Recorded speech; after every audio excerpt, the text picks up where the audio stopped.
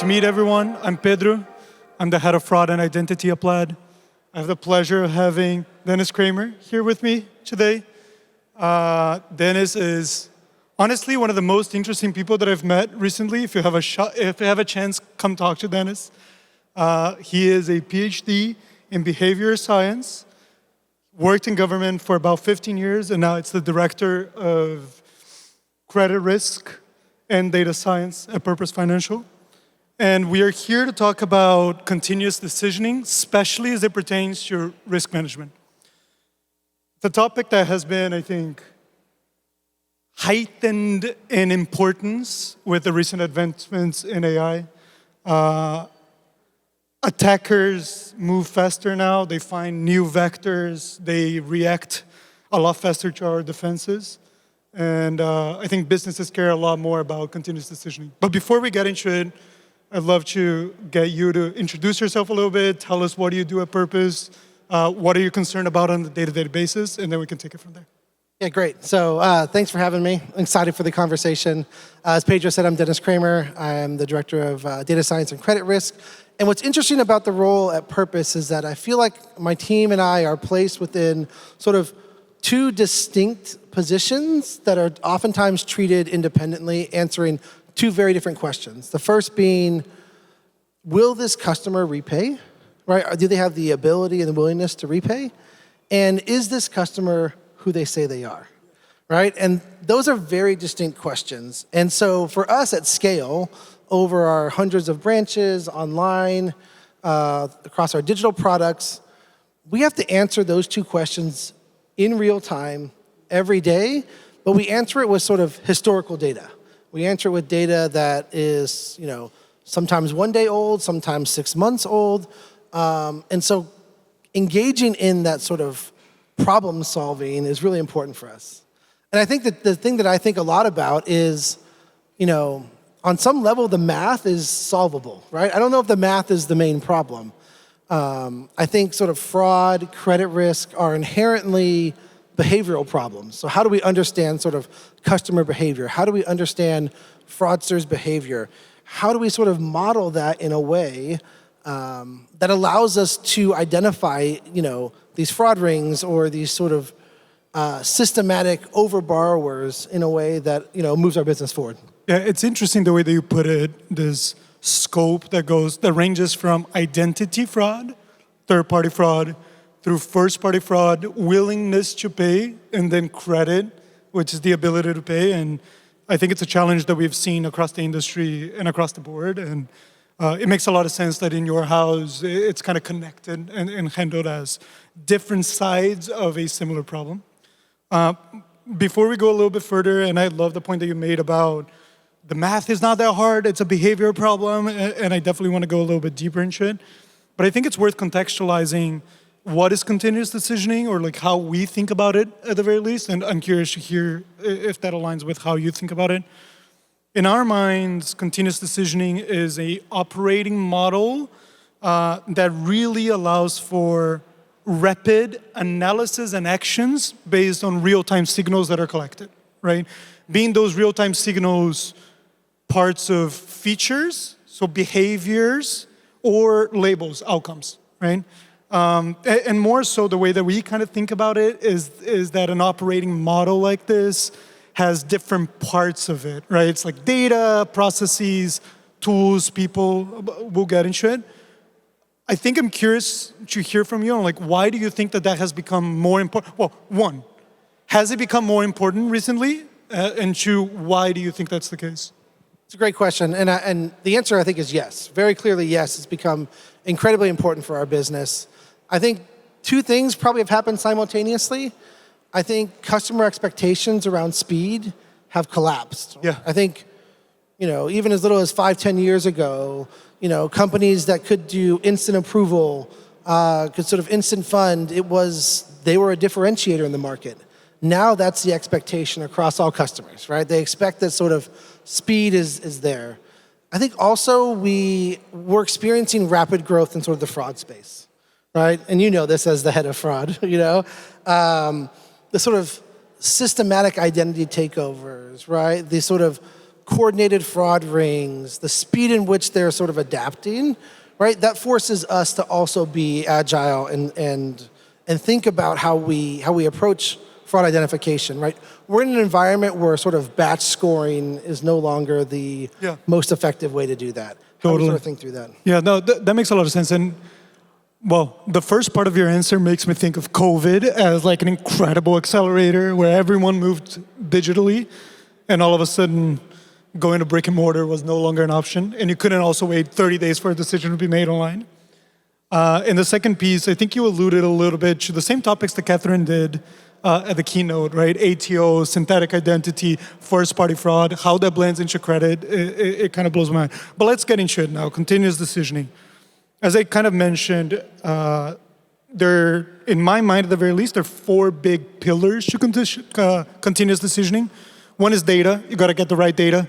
The choose people, like the right people need to be able to interpret that data in the right way, to then leverage processes and tools to build a whole like ecosystem. So let's go one step at a time. Let's talk about data.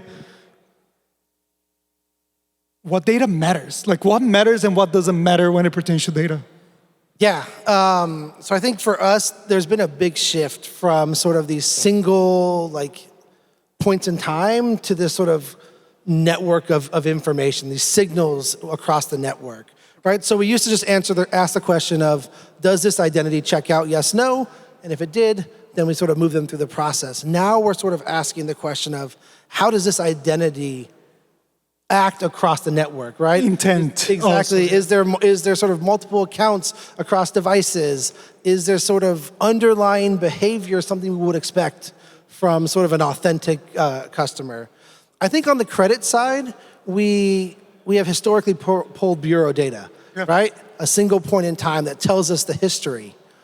I think, one of the things that I'm most proud about of our work at Purpose is that we sort of think about bureau data as sort of our historical snapshot, but then we want to think about how we can leverage these network insights to tell us the trajectory going forward. How do we use sort of payment information, transaction insights, bank data to tell us not just where the customer has been, but where they're likely to go? And so that's sort of I think that is one of the big things that we're sort of looking through.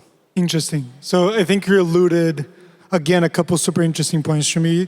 One is kind of this move beyond just like pure PII identity data, including behavior information and whatnot. And obviously we'll get to tools. Interpreting, collecting the data is hard. I think associated with that is the element of network, right? Going beyond your 4 walls, which I think makes a lot of sense. And I love the last point that you've made of stop looking at a picture and kind of look at the movie that is being told to a certain extent.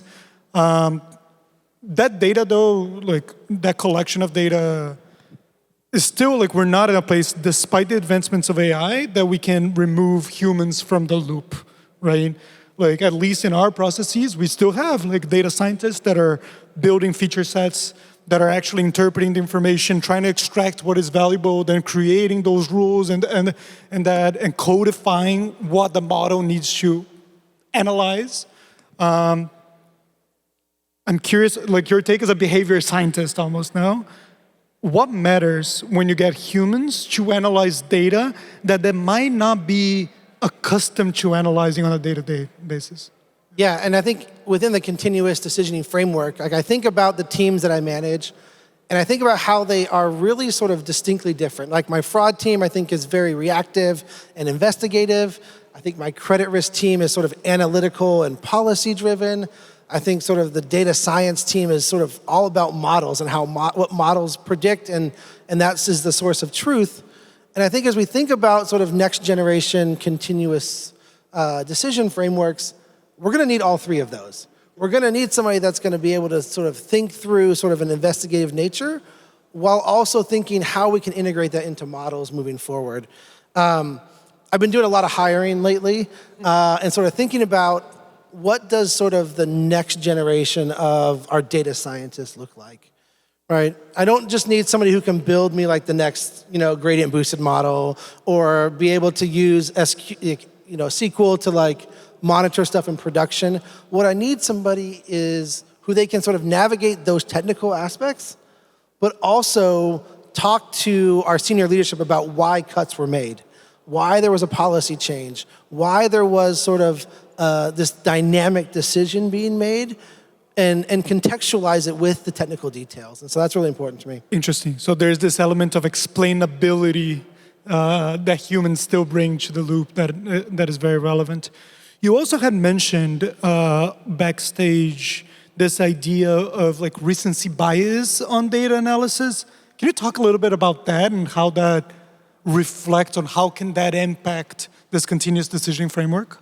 Yeah, certainly. Like, we know that, customers, as they sort of go through the process, they're likely to sort of overestimate the sort of immediate relief that they expect to receive, while sort of underestimating the sort of long-term impacts of that or long-term obligations of this, right? So we're sort of wired in a way as individuals to sort of what's in front of us matters more than sort of the long-term impacts, right? That's why we sort of talk about like, current me helping future me, right? So this idea that like we have to sort of think about how we can model some of these, unexplained behavior outcomes to sort of account for the sort of overestimation of benefit. Interesting. I love that point. And that flows well into how data scientists need to think, analyze that data to truly predict ill-intentioned behavior to a certain extent. I like that a lot. Okay, so we talked about data. We talked about people, the structure of teams. We can talk more about people and structure of teams. I think we can do that for hours. But I want to talk a little bit about processes. I want to talk, it's from my experience, what I have seen that people in companies really struggle with at times is alignment, especially when it comes to risk appetite. How do you see that, and how do you work with your team to make sure that that alignment actually exists? Yeah, and this is one where I'm going to look at sort of my senior leadership that's out here in the audience. I truly believe that sort of setting risk appetite is sort of a senior leadership essential sort of activity, right? Not just because it's like passing the buck on making that decision, but that sort of centralized decisioning helps sort of data science teams, credit risk teams, fraud teams execute on that agenda. And if we don't have sort of that centralized or documented risk appetite, when I say risk, I mean sort of like what's our tolerance on loss? What's our tolerance on sort of fraud across channels? If we don't have that set up, if we don't have that sort of well documented and articulated, then every sort of implementation decision that my team makes becomes a negotiation, right? It's not an execution of an agenda. It's negotiating how much risk we should take. How comfortable are we? And that creates, I think, significant barriers for sort of operating at scale. And so really I think about risk appetite as sort of top of the waterfall. Yeah. That then helps us sort of think about how we execute with excellence. It's a necessary precondition to the execution of continuous decisioning to a certain extent, right? And working with several of our customers, I kind of realized that definition of risk appetite is so conditional, not only to the industry, not only to the size of the business, but really the moment of the journey that they're inserted in, right? Are they in growth stage where they're willing to take on more risk and they're really concerned about top line? Is it time to actually be concerned about that bottom line, dry out the house? It's fundamental, I think, and I completely agree with you, to get that alignment very clear from the top so the teams can actually execute with clarity in mind. Yeah, and even sort of thinking about risk from various dimensions, right? We're willing to sort of have higher risk in this segment, right? And we're going to pull back risk in this segment, right? So our sort of overall risk appetite is relatively similar, but we can differentiate that. And that's why I sort of say from my perspective as a data scientist, sometimes we can just get sort of eyes down on our models and just sort of the model predicts this, the model predicts that. Yeah. Having sort of support across leadership that sort of says, here's a strategic agenda. That conversation about where we pull back or where we push forward on risk becomes really dynamic, And I think it creates an opportunity to really be efficient across your business lines. That's strategy, right? And ultimately, I love even that you're adding this layer of complexity on risk definition and appetite is not one-dimensional, even within an institution, right? But it's really like important given the segments that you're trying to pursue, geographies, products, or whatever it is. Cool. Another element of process that I want to touch on, and it might be one of Sudo's favorite topics, is just model governance, right? And particularly, I spend a lot of time trying to think with our teams. How often do you retrain? How often do you redeploy? How often do you refresh a model? What are the right triggers? Is it time-based? Is it something else? How do you see that? How do you organize yourselves, Purpose? Yeah, this is something that we've been thinking a lot about, on the day-to-day. I think the sort of default across our industry is this sort of calendar-based models, right? So we refit, we retrain, we redevelop models, every quarter. What's very clear is that fraudsters don't work on quarters. They're not like, I'm going to implement this new fraud strategy in quarter 2, so Dennis, you can fit your model to address that. The macroeconomic conditions don't change on a quarter basis.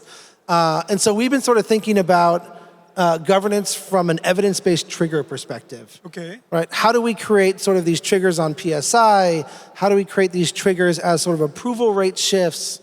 How do we create triggers based off of like, if our loss rate is outside of our band of tolerance, and then that is what sort of triggers action by the team to refit a model, or redevelop a model, or recalibrate the model, or update it with new data, new products. So for us, we're sort of thinking about governance in a more dynamic way. Okay. Thinking about how do we allow these triggers that are deeply connected to our business, how do we allow these triggers to sort of tell us or signal to us where something might not be optimal. Right, but then you got to think about like early indicators of risk rather than lagging indicators, right? So like I imagine that if you're doing evidence-based retraining, it can't be based on loss rate necessarily because that can be a little late. Does that resonate? It does. Yeah, and then we have to sort of model the uncertainty with that as well, right? So like early indicators, of like first payment default or early indicators of sort of payment behavior are certainly more volatile than sort of long run loss outcome, right? And so, but again, that math is solvable, right? We can sort of account for that uncertainty in developing those targets. But again, it's a mentality shift, right? From a business perspective, having sort of a calendar-based governance feels very disciplined, right? Like, hey, we're going to update our models every quarter, at the end of every quarter. That feels like a disciplined strategy. But that's just sort of the default that we have in this industry. And thinking about how do we get to the more dynamic place really should be the default, because then action sort of is constantly happening.